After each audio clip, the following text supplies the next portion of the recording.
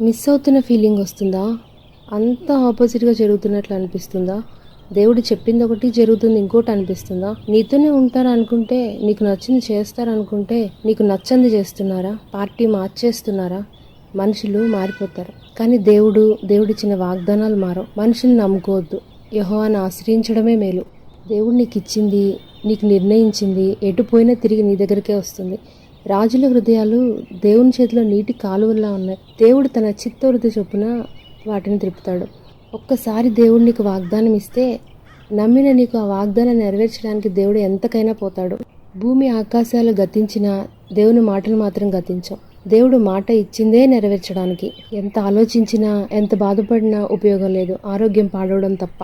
నీ మట్టుకు నీవు దేవుని యందు భయభక్తులు కలిగి ఉండు, నమ్మిక ఉంచు. నమ్మకంగా నీ పని నువ్వు చేయి. దేవుడు నీ పక్షాన యుద్ధం చేస్తాడు. అలసి ఉన్న నీ ఆశను తృప్తిపరుస్తాడు.